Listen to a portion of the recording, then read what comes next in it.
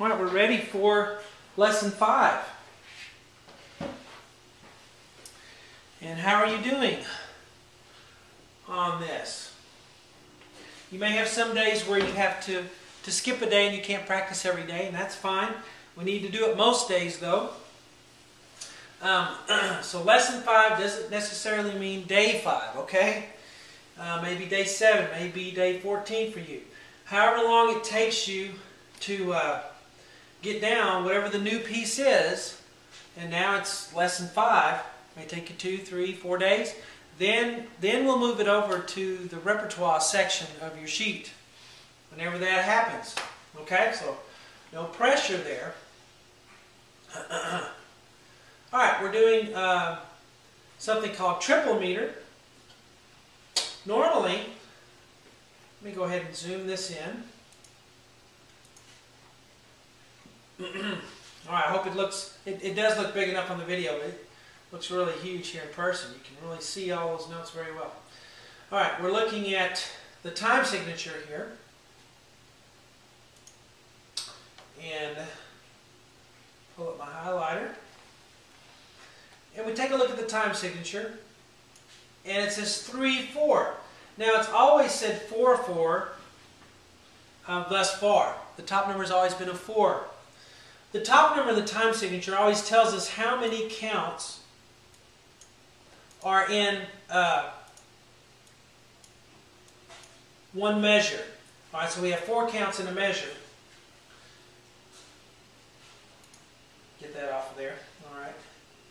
We have 4 counts in one measure.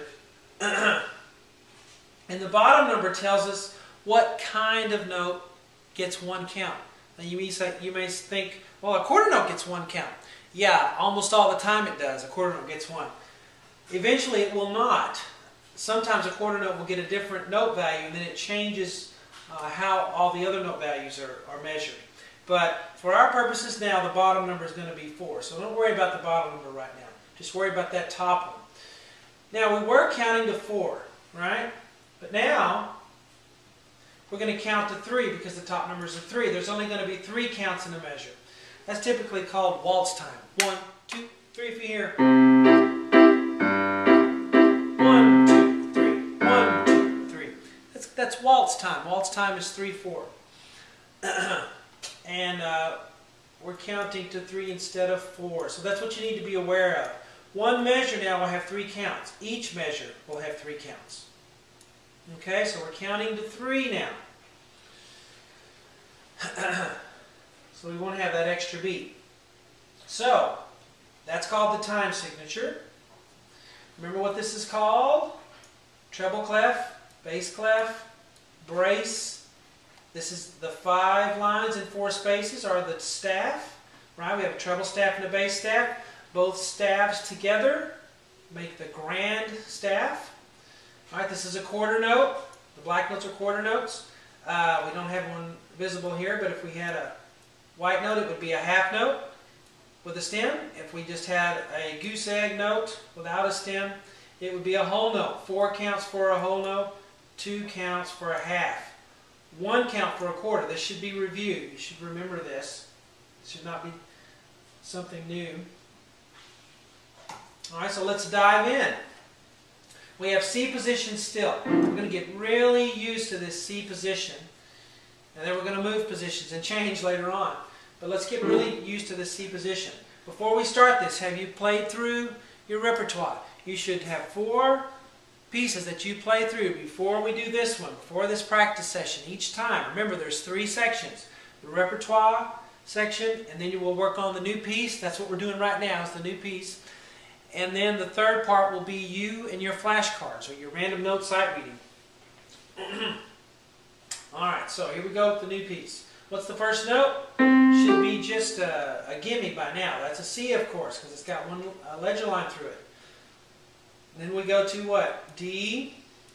Then we go to what after that? What's on the bottom line of the treble clef? E. We're doing repetition on this. You'll hear me go through these same notes over and over and over and over again, because that's how we memorize and we remember what the notes are. It's by repetition.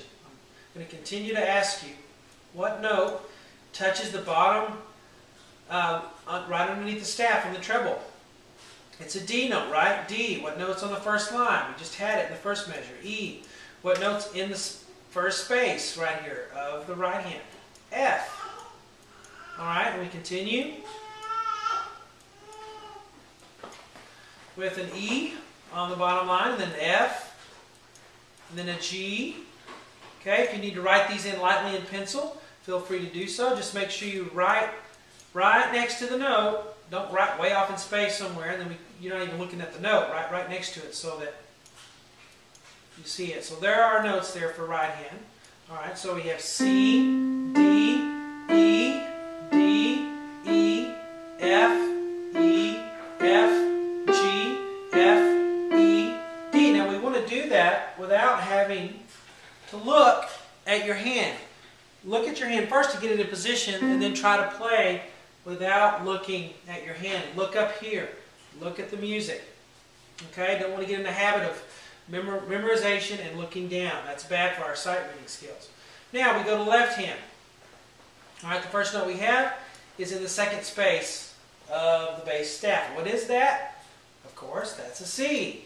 Okay, it's a C note on the fifth finger, the pinky of the left hand in C position. C. We go up to the note on the middle line, which is what? D. Then we go up again to E there in the third space. So C, D, E. Okay, play it steadily. Don't get in the habit too of playing the note as quickly as you can. Give it at least a full count before you go to the next one. Okay? Even if you can go faster, don't do that. Give it its full quarter note value. Okay? Alright, let's go to the second line now. Second system. A more correct way to say it. Continuing with left hand. We start with a note on the third line. What is that? D. A note on the middle line would be a D. Left hand, we go up to an E. Alright, and then 1, 2, 3, 4. That's going to be an F. Alright, and then we go back down to a note on the third space. That's going to be an E for us. Back up to F. And then up some more to the top space, which is what? That's going to be a G. Then down to a D note on the middle line. How many counts for a dotted half note? Not 2. 1, 2, 3. Now, we cannot have a whole note in this song. You know why? Because a whole note would get 4 counts, and we only get 3 per measure, so a whole note would not fit one of these measures, so we won't have a whole note anywhere. Continuing on, now we have hands together, okay? A lot of books spend a lot of time before they start putting your hands together. I like to start doing that pretty soon. Now, we have octaves again. So, remember that it means the same letters on both hands. If you have trouble playing your hands together, you can, of course, play your right hand first, and then do your left, and then put them together. Nothing wrong with that at all. Alright, C, D, we move up to E. So that sounds like this. C, D, E. Now what do we start on? Now we start on D. And then we'll go to E here. And we end up on an F. Okay? So D, E, F. And we start on an E, then we go up to F. And then up a little more to G. So E, or E, F, G. Okay? Octaves. And by the way, octave, of course, the prefix OCT, oct, stands for 8. That's why we call it an octave, because they're 8 notes apart. If I take 2 C's and go 1, 2, 3, 4, 5, 6, 7, 8. So all letters that are octaves are 8 notes apart. Okay.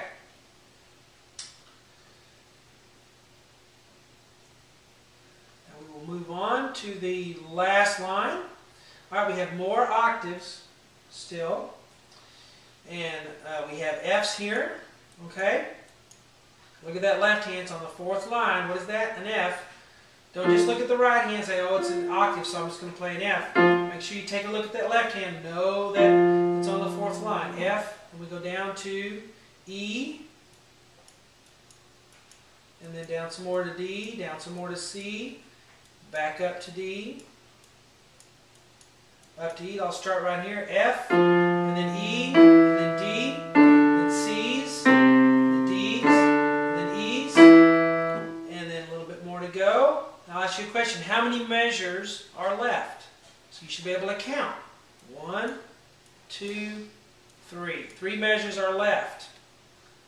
How many counts in this measure? Of course, there's 3. It's always going to add up to 3 when I'm in 3/4 time signature, okay? So, but we have an F, and an E, and then D notes, all right? So F, E, D. All right, now when I'm looking at the music, but I can see the keyboard peripherally.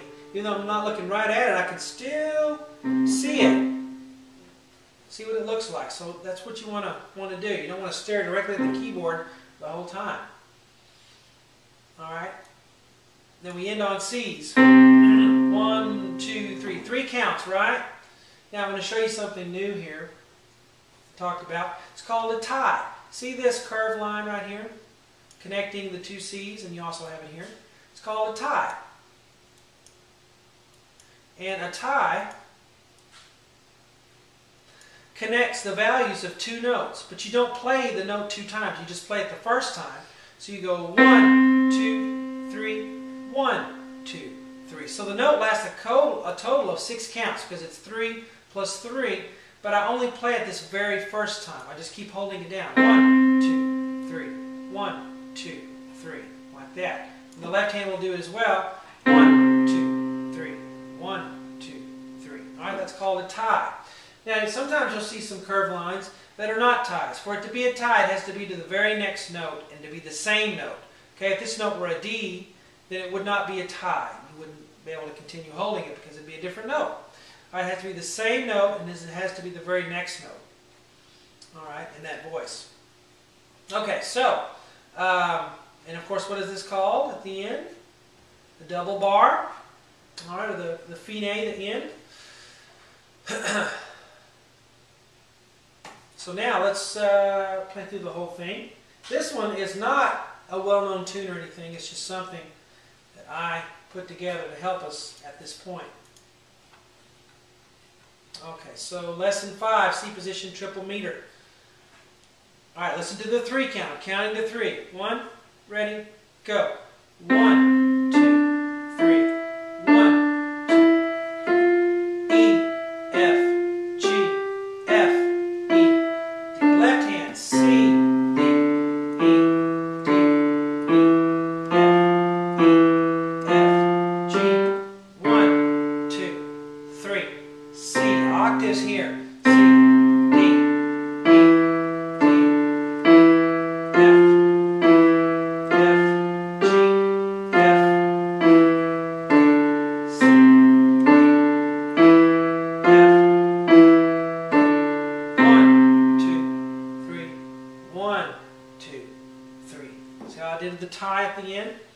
Okay? So, that's your new piece. One thing left to do is your flashcards. So get those out.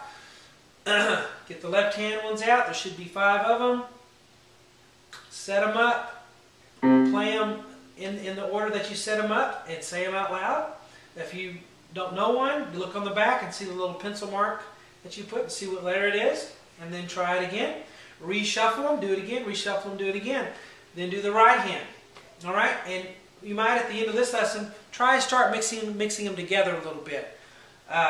Where you have maybe the 5 right hand flashcards, but throw 1 left hand one in there just for kicks, and see if you can nail that left hand one too in the middle of all those right hand notes. Okay? So that is lesson 5.